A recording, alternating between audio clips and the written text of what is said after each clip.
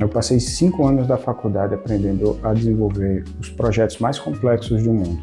Virei noites fazendo maquete, aprendendo cálculo estrutural, discutindo filosofia de todos os tipos de arquitetura, do viver. Mas eu saí de lá com um diploma na mão e um grande problema.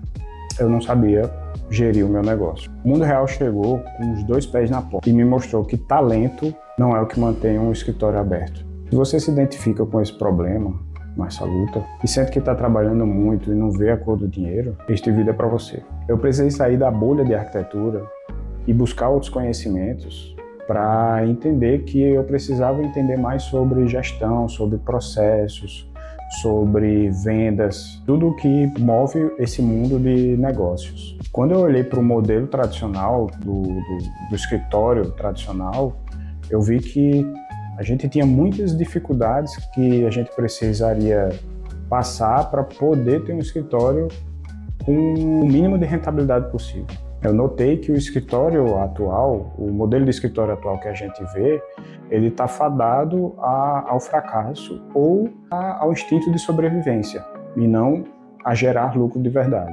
A faculdade ensina a gente a ser muito técnico, a saber como projetar, a saber como pesquisar, ver materiais, estrutura, mas ele não ensina a gente a vender, não ensina a gente a gerir o nosso próprio negócio.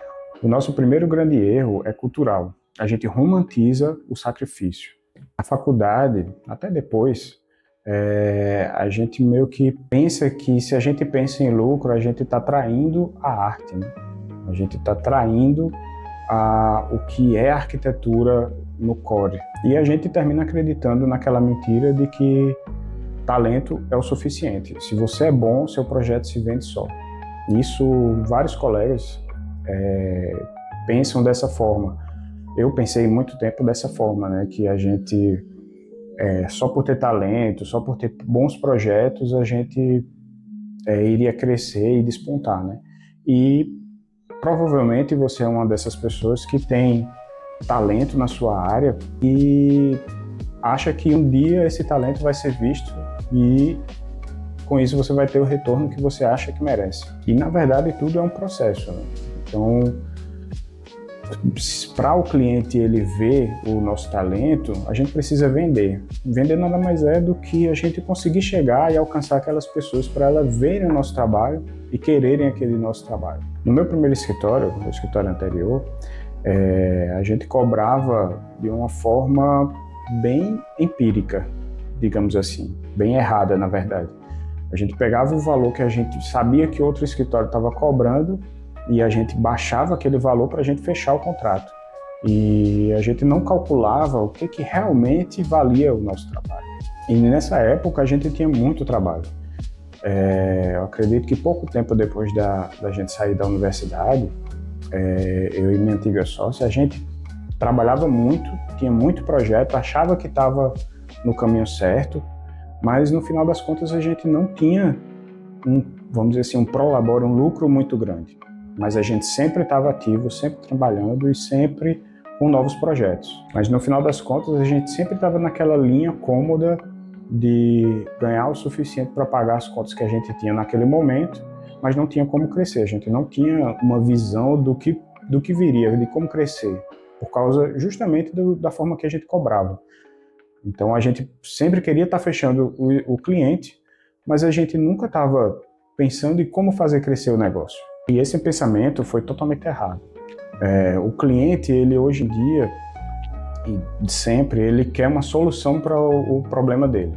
Isso em todas as áreas, né? Então, aquele render bonito que a gente fazia, que o cliente gostava, não era o resultado que ele queria. Aquilo dali era só uma parte da venda. O que ele queria era a solução do problema dele. Isso é basicamente o primeiro erro e um dos maiores erros de todos os escritórios, de todos os trabalhos de autônomos, né, psicólogos, médicos, nutricionistas, você precificar no chute, ou precificar porque o colega está precificando daquele jeito, ou porque você acha que o cliente vai aceitar daquele jeito. E hoje eu vejo que você tem que ter método, você tem que saber seus custos, você tem que saber onde você quer chegar para aquele valor ser condizente com o trabalho que você entrega. Você já parou para pensar quanto é que custa só para manter o seu negócio aberto hoje?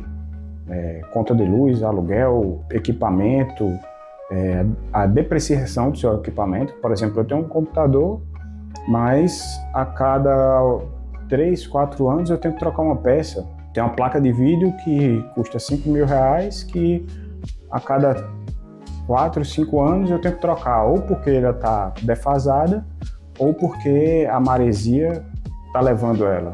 Licença de software, estagiário, internet, tudo isso você tem que levar em conta na hora de você precificar o seu trabalho. E não só a questão de horas no operacional. Muitas vezes a gente comete o erro de calcular aquelas horas que a gente está trabalhando no projeto ou naquele cliente diretamente.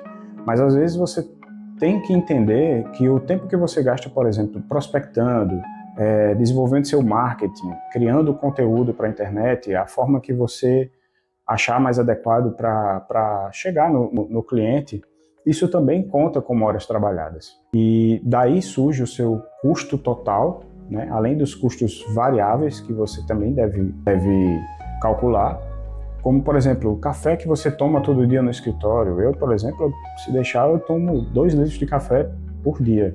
Não façam isso em casa.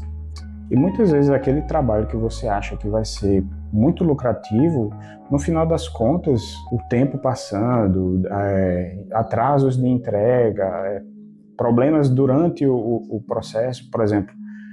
Eu falo isso muito pensando em obras. Às vezes a gente tem um trabalho que vai ser em determinado período, mas, por exemplo, um fornecedor atrasa e, quer queira, quer não, um cliente liga, você tem que tirar dúvida, o último fornecedor demora tanto tempo para chegar nele que ele já está com outras dúvidas, você vai ter que gastar seu tempo conversando com ele sobre pontos que já deveriam ter sido vistos há muito tempo.